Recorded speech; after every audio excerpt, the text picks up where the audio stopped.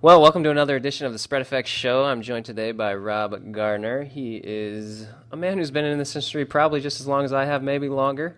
He's a consultant and strategist, owner of his own company.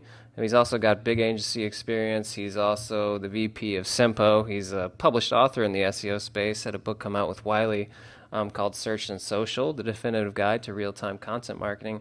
Kind of fresh off the press. That came out in the fall, right? It did in November 2012. All right. Well, very nice. Always good to have a current one on the list, and we can talk a little bit about that. I've seen him speak actually at PubCon and at a few other places. He's a featured author in publications not only in our industry but from around the web that you probably are familiar with. So it'll be interesting to talk about how he got those gigs for himself and also how he leverages that with some of his clients. I think, Rob, it'd be cool to talk about authorship for sure, author rank. I saw one of your presentations on that recently, and I know that's something that's on a lot of people's minds, not only link builders, but just kind of the whole integrated digital marketing campaigns and strategies from around the web. Those things are starting to get integrated. So, sound good? Sounds great. All right. Well, thank you. Well, first of all, I saw that you were one of the founding members of DFW SEM down in Dallas. That's right. That's Nice. right. Yes. We had a great group here, started up about 2003. Uh-huh. And really a group of about maybe a dozen or so people that started, met up, and Bill Hartzer Mm-hmm. and some other folks got together. And after that, actually, a lot of those folks are still active in the group, but it's grown into quite an entity here in the North Texas area. Yeah, I came down to PubCon Austin and was there was a huge contingent from Dallas down there, and a lot of like they kept talking about that group, and it sounded like they had a really cool community. I mean, agency guys, entrepreneurs, people from the SEO space, PPC. That's pretty cool. Absolutely. Always encourage anybody who's interested in the search, social, digital business to get active. A lot of people, have, including myself, have helped build their careers through DFWSEM and through other associations for that matter, through networking and getting out there and talking. I think it's really when you get out and talk about what you do, it makes it kind of internalizes it a bit more, makes you know it that much better. Hmm. And just seen a lot of folks come in who've really started off by networking in the group and really gone some great places. So it's been I think you got cut off right at the end there where you're talking about, how valuable it is to go out there and speak and be a part of a group. And I also liked what you said about it, making you kind of internalize the concepts and things that are going on in your head in this industry. You're always out there, reading the next blog post or trying another tactic in your campaign. You know it up here, but perhaps you haven't kind of putting it down on paper and put it out there in a way that's communicable for yourself and then for your clients too, right? I think that's a good process to go through.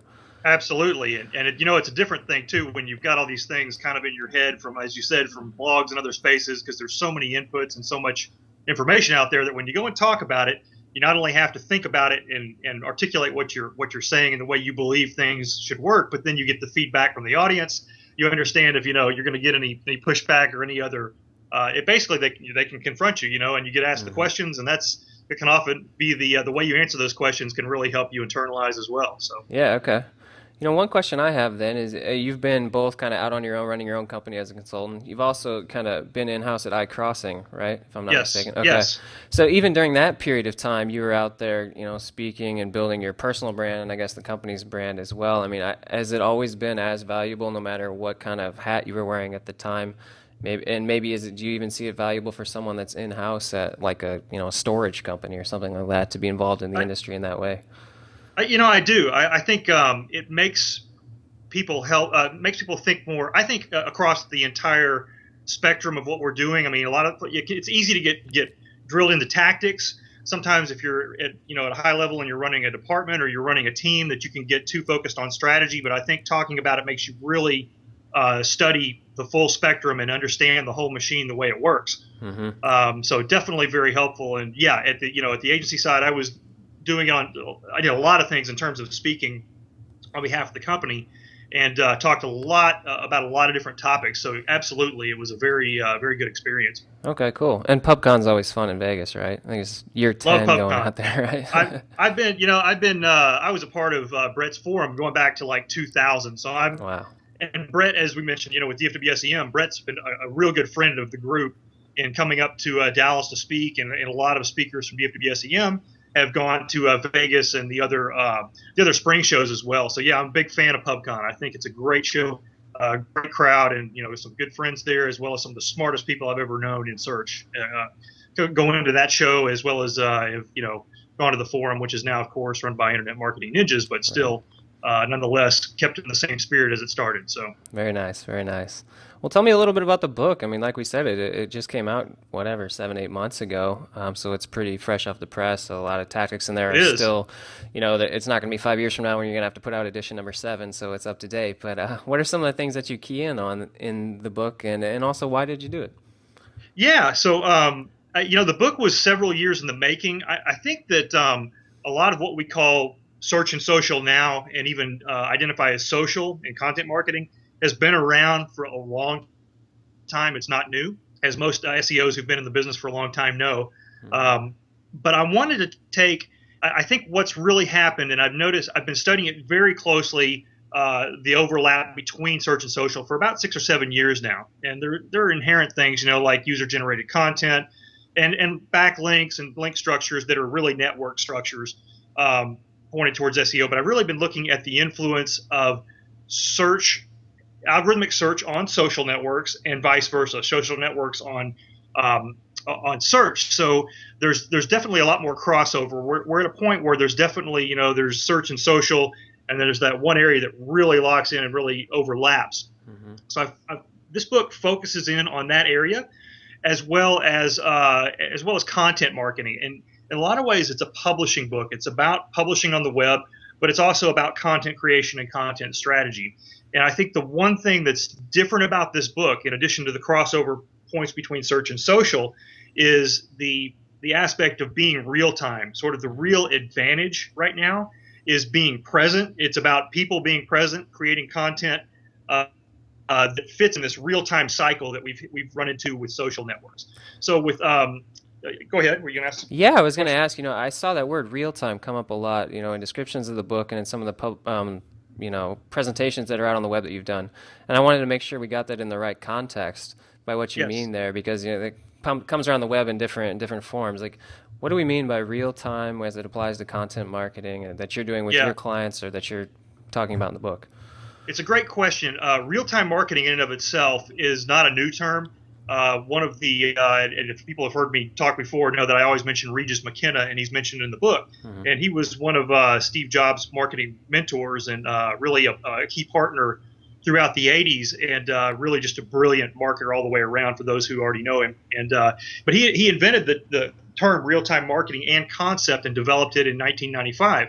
So, but as it relates to content marketing, if you look at the publishing cycles right now, Hmm. social has sped up the dissemination of content, the spreading of content, the consumption of content. So when we publish something, we really have um, the possibility of having that piece of content travel very quickly, Hmm. depending upon how engaging and interesting it is. So that alone uh, uh, creates a new need and a new way of looking at publishing overall, as a cycle, because your content, you start looking at velocity within the publishing cycle.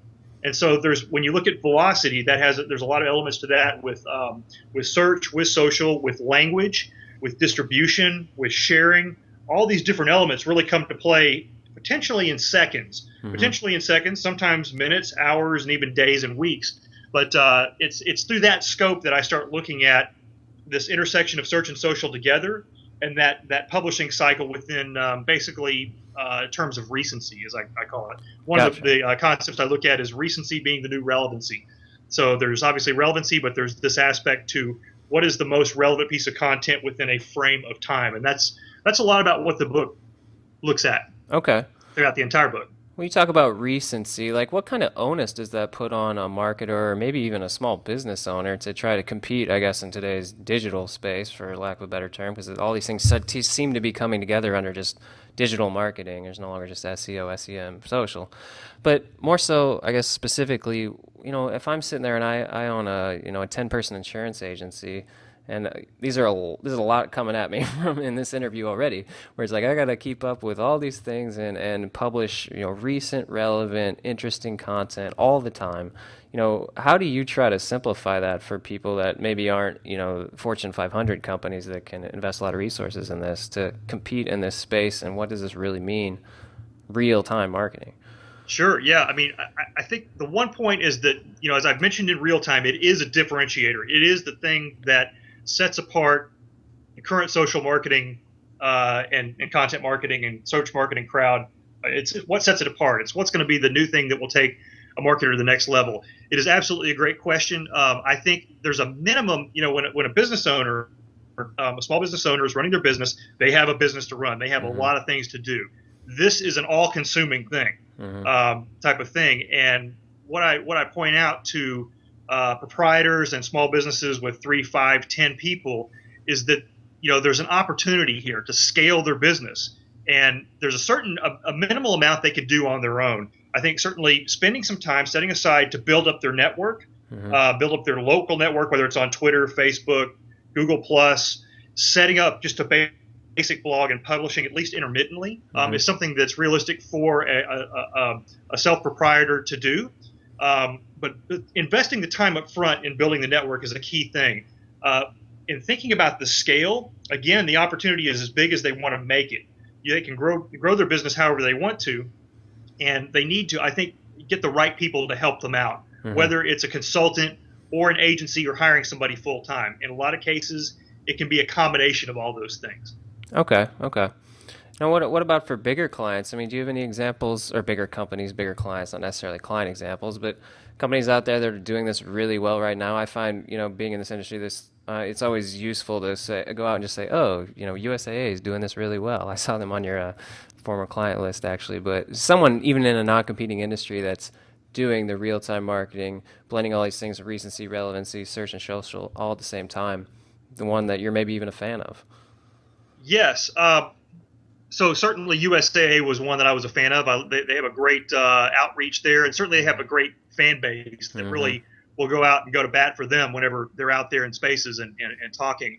I have a couple of businesses. I can't say the names because I'm working with them, but I can tell you that they're very aggressive in all of these areas to the point they have not only people that are answering Facebook queries and they're constantly looking at what's going on in social within minutes, but they also look out in of course Twitter. They build up their G+ profile.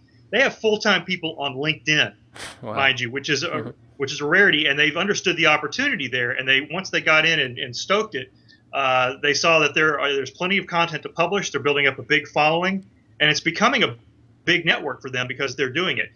They're going the next step, which is actually even going into answer marketing and looking at all these places that have people asking questions about their business, about generic things in their area. And once we looked at that potential for conversation and creating content socially, that it's a huge area. It's actually as big or bigger than Twitter and Facebook combined, for example. So there's a lot of content ramp up going there. And it's not just social content, but it's also creating web content for the people that are out in those spaces as well. So interesting. Full-time LinkedIn. I like that. Full-time LinkedIn, and sometimes 2 people on LinkedIn. So wow.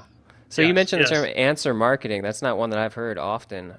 Does that mean that they're monitoring all these platforms as well as, even old school ones out there like answers.com or something, or even fancier ones like Quora, and just watching for things that they can jump in and respond to? Is it as simple as that, or more complex? Absolutely. I think one of the quickest, yes, and when I say answer marketing, it's about looking at, you talk about social search, and one of I think the best examples of that is a person asking a question in an answer site, and then someone coming up, and an expert, or someone, if it's a question about you answering that site. That is the definition of a search, someone asking a query and a human answer, and that's a social search right there.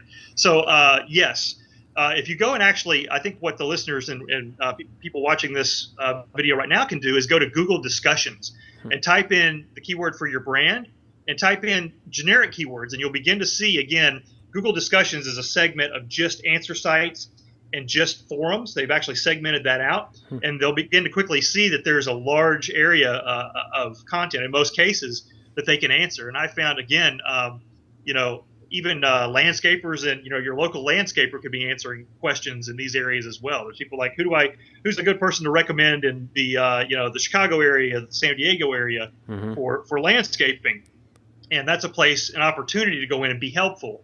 and answer, not be spammy, but be helpful, provide the right answer, but get exposure for your company, both in those answer sites and also the search results that those answer sites come up in. Yeah, I think it's a really cool place just to go for just mind share and ideas too, because you can see, how your potential clients are communicating and questions they're asking. It might just, pop something in your head that you can use for your other marketing. So, Absolutely. It's a great source for FAQs as well. You start to uh-huh. compile those common questions, and then your own FAQs show up in search as well. So. Right. Well, yeah, okay, so you're tying this back to search a little bit there. I'd like to do that a little bit with you're talking about all this social monitoring and communication and engaging. That's very much in the social bucket. When people talk about content marketing, I think some people, they're like, all right, I got to build articles and infographics so I can get links, and it starts to jump back towards the search bucket. How do you see the social bucket being, I guess, maybe an avenue for people to promote that content, I guess, and then having it come back to links? How much is SEO and link building a part of what you talk about in the book, and also having those highly active social channels and engagement going? I think it's a big part. It's definitely a distribution channel. That excuse me for 1 second It's here. all I don't know if you can right. hear this, but it's kind of distracting me probably more than it is you. uh, Um, but essentially, it's a way to get specific content to people who need it, and you can do it by promoting the content in your channels, but hmm also creating specific channels for distribution if you have a lot of content, if you have a big audience. Um, and then also using the content to answer specific questions. So if somebody's asking a question, what do you think about this? You can answer the question and then come up and say, we have some additional information here. hmm As long as it's helpful and it's relevant, it has to be contextually relevant. And of course, not be spammy.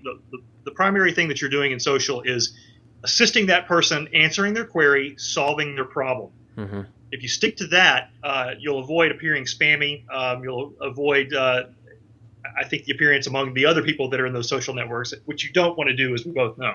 Right. But Yeah, I mean, it sounds like you've seen plenty of examples where it would be abusive or spammy, or they're kind of not going for assisting the person, but they're more worried about spreading the content, getting links, whatever else they want, right?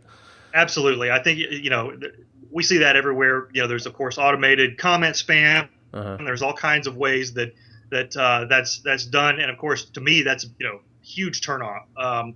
Usually, most brands that are trying to do sustainable content in social, they get their hand slapped and by somebody in there, whoever it is in the forum or blog that and they usually correct it. But generally speaking, staying away from that is one of the best ways of avoiding. Again, getting back to the relevancy aspect, there's content relevancy, social relevancy, and search relevancy, hmm and staying relevant is part of that experience. Right. Let's talk a little bit about authorship then. I know that's something that you've championed a little bit and have also got some nice presentations on the web about. Yeah, I feel like some people are confused about what it really is. Some people think author rank doesn't even exist or is a poor term. I mean, from where you sit in the industry, pretty high up, and you've written about this, you've spoken about this. How do you define authorship? How should people look at it, both small businesses and more robust ones? Just riff on it, I guess. Safest All way to right, go. all right, okay. So I look at it. I think authorship is very important. I think it's one of the biggest things that's happened to search since Universal. Really, one of the biggest landmark events in hmm search for a long time. The way I try to describe it to people who are just coming into it, who understand a little bit of SEO, is looking. Historically, search has looked at the web as a publisher graph. hmm The web graph really is a publisher graph, right? It's analysis of individual sites as hubs and nodes, right? And the relationships between those sites, which again, if you have a site, you're a publisher, is what I always like to say. So the web graph and the analysis of that, the edges and the links that connect between them, and the emphasis is all a relationship about publishers. Well, what the author rank, the author graph, what the author rank does is create an author graph. It's a parallel in a lot of ways to the publisher graph. So you have, again, this relationship of authors floating again between this relationship, this web graph of publishers. So what that means is now the person is the hub, the person is the node, right? hmm And so they're judged by the authority they gain, the trust they gain, just like a website gains trust and authority, is gained by the sites they publish on. the relationships between those sites. Those sites pass on a lot of credibility and authority to the author. But the author, again, hovers above that because the author doesn't necessarily have to be directly linked to the publisher. They just have to have their profile linked. And Google's been really good about scraping and finding out a person by theme and by the site they write on, that's their piece. So again, all these places that an author publishes on confer this authority. And again, it's a parallel to the publisher. So a very important concept as a writer starts to establish themselves as an authority, as a thought leader, for example. So that author can publish, on the New York Times, and they can publish, in a California site, they can publish on Webmaster World and all these different places. Well, when they go to publish on their own blog, they start to take that on authority to their own new site where there's less of a sandbox, so to speak. So yeah, is that where it really hits home for people, you think? Like you go out and you get on some of the big publications in your industry or in your area, maybe not all the way up to the New York Times, but then it passes back down to their personal site. And when they're talking about writing on their own site now, that's going to help them rank higher and drive more traffic because their author rank has been built up by publishing on high-value third-party sites.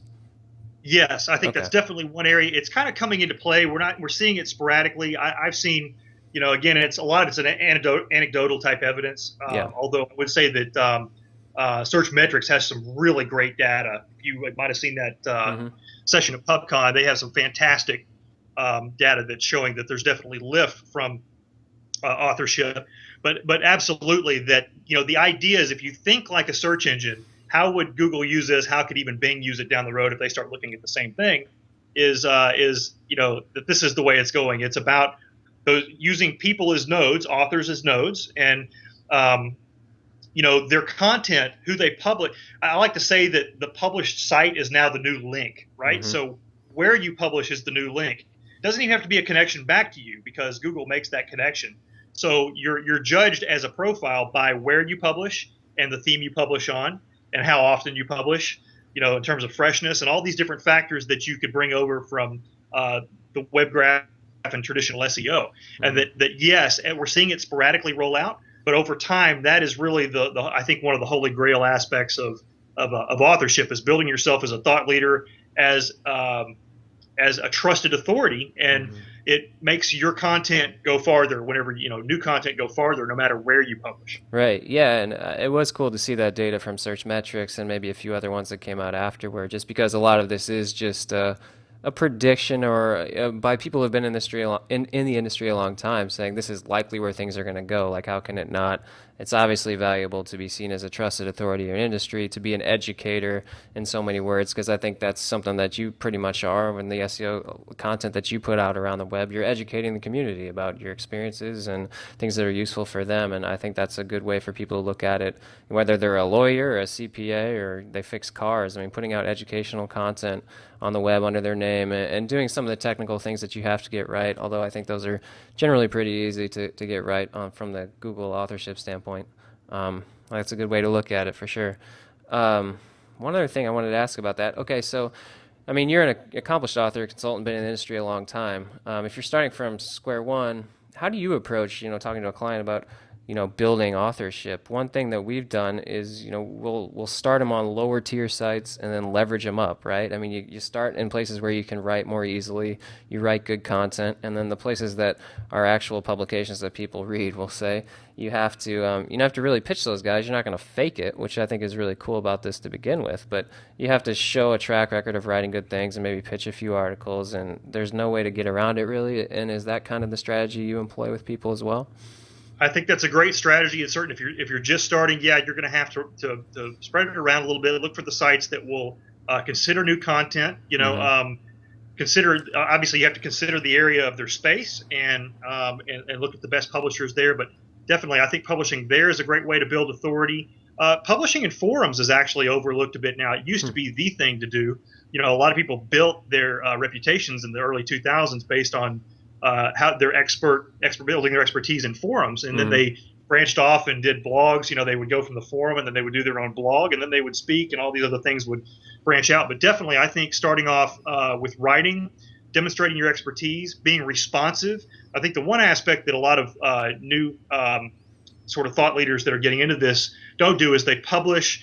They underestimate the amount of effort.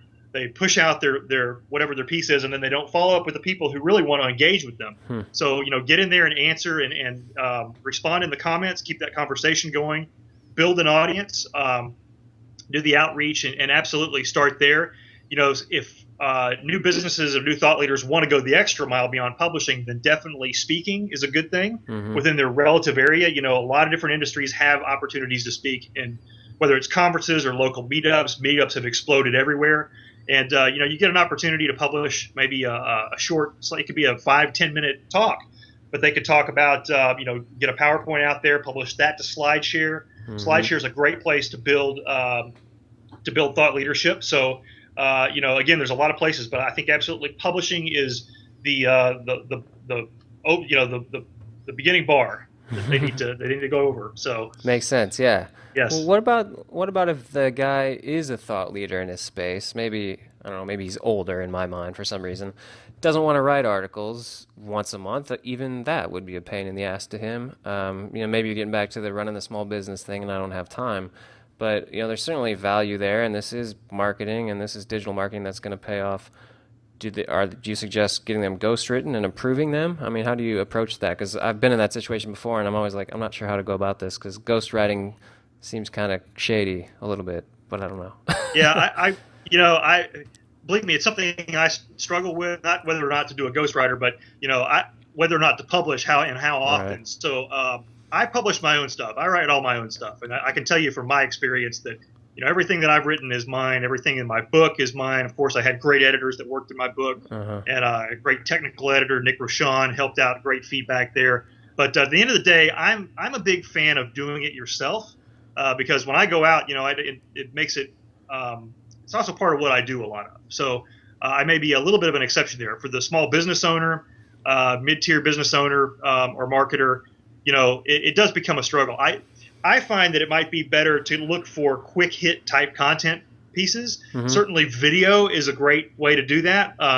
Publishing, a 1-minute video from time to time with thoughts on things, I think is a great alternative to sitting down, because it does take a lot to create that really great piece in writing something for a blog or getting the attention of a bigger blog. You have to write bigger pieces that take a lot of thought, can take a week or 2 or 3 weeks to create, doing studies and research. So, but I'm a fan of doing more video and the quick hit kind of pieces that I think, what's going to be interesting is I think real-time content marketing is going to take on a new definition when Google Glass really hits. You see a lot of people that are creating content on the fly and publishing directly, and I'm actually pretty excited. I'm getting my Google Glass next week. Nice. So I'm going to be I'm looking at that as a real-time content marketing platform, because I kind of live and breathe this stuff, and when I go to conferences or I'm just having lunch with somebody I know or networking, that to me that's a content opportunity. So I'm looking at that as a new area for me to create content, and one that I'm probably going to be shifting a little bit more from where I've written a lot. I've written 200 pieces over the last several years. So I'm going to be shifting more from that to this real-time on-the-fly type creation. So nice. Well, that'll be fun to watch. I'll have to keep an eye out. Congrats on getting the Google Glass, too.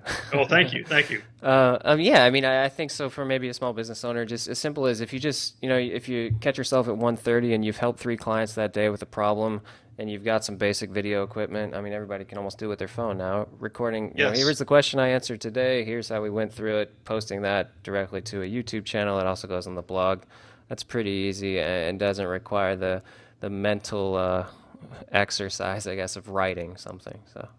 Absolutely, and even just taking pictures in the day, the day in a person's life. There's actually a lot of things that are relevant to their business and maybe their owners. And that's something you can post very quickly, obviously, to Twitter or Facebook, and it's content. So. Right.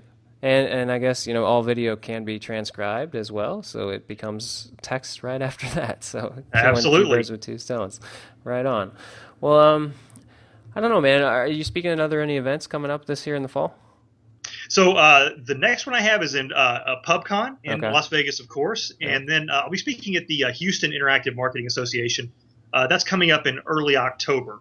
Okay. And then there'll be a few other things throughout the year. So I'm looking forward to working with Media Post Publications and some of their I've written, as you know, I've written for Media Post for many years, and they have a great series of events. So they have the Search Insider Summit in Utah, and I'll be looking forward to going that as well. Oh, nice. When is that one? That's going to be in the first or second week of December. It's in Okay. Park City in a really beautiful setting. So, Yeah, and they've got and a good great strategy conference. good SEO community up in Salt Lake as well. We've got some friends up there, and they have a similar SEM type organization as they have in Dallas. So that's cool. Indeed, Elizabeth Osmolowski and SLC SEM. Yeah. I was just talking to her great on group. email. Yeah. Well, cool. One thing I guess I wanted to ask you about, and this is more out of personal curiosity, I guess, your time maybe at iCrossing, maybe most relevant to this, or maybe even as an existing just individual consultant with your own company. We work a lot with agencies with Spread Effect as just a content publishing network and link vendor. And what do you see out there in the landscape right now as far as working with third parties to help you write content, get it published, do guest posts, build links? I think there's a lot of almost everybody that's been in the industry this long has stories of being burned, or most of those guys are pretty crappy people to work with to begin with. Do you view it as a good strategy to work with outsourced vendors? How do you vet them personally? How have you in the past? How do you think people should approach that now? So yeah, great question, because I've always been a huge proponent of casting a wide net with content. Mm-hmm. Anybody that's listened to me over the last 10 years has heard me say that. Let's go big with content, because that's where the real opportunity is from search and a lot of other areas. So with going big, I think that definitely you have to work not only with agency side writers and people who understand the brand, but also with a network Mm-hmm. of people outside, and that might involve a content type agency or even individual consultants. So Mm-hmm. the answer would be yes, definitely. I think it's a hybrid approach, and there's a great need for those type of partners. As far as vetting those partners, we had when I worked at iCrossing, there was we were bought by Hearst, so we had some great obviously some great content people to access there. But Right. again, I've always now and before, I've worked with other partners that are specifically into content agencies, and then even a network of consultants as well. Okay. So, as far as vetting, you look at, with the agency, you can look at samples of what they've done for somebody before. Right. What is it they've done? How close to the voice were they? How well did they write for search? I think is a key piece of that. How well do they listen and work back and forth with what you're specifically trying to accomplish in content? Mm-hmm. And then also in terms of looking at consultants, that consultant should have a good portfolio. I think if you're a new consultant and new content writer, you got to start and get some pieces out there. You've got to really have your stuff out there publicly, show what you can do, Mm-hmm. and show how it's worked in the past. And that's what I've looked at now and before as well, is the quality of the content. Really look at that provider very closely. Are there any marketplaces out there, in the world today that you think are still good places to go and just find someone to be like a freelance writer on your behalf? I mean, I've, over the years, the text brokers and the places like that may have been lower quality, I guess, and more volume plays. Are there any out there that you use now or look at and say, this is a good place to find high quality freelance writers? I've been impressed with Skyward. Has some really good, Mm-hmm. some good partners. I was really impressed with what they did. I've done a lot on referral, because I've just been so in this business and know so many content writers that I've kind of been fortunate enough to rely on folks and ask some really people that I trust. Uh-huh. Who would you recommend for these kind of things? So I go a lot on word of mouth in a lot of ways, but there's definitely some great providers out there. Okay. Yeah, we've liked Skyward a lot too, and working with them. I think they're kind of a new school one. I like the way they do it and stand out. Okay, cool. Yes. Well, very good, man. Everybody out there listening, definitely check out Rob's articles on the web and his upcoming videos, his real-time videos from Google Glass. But we'll see him at PubCon here in the fall, and check out his books, still fresh off the press, Search and Social, The Definitive Guide to Real-Time Content Marketing. Thanks for coming on, Rob. Thank you very much. I appreciate it. All right, we'll talk to you soon, man. I'll see you in PubCon. Take care. Bye. All right. See you there.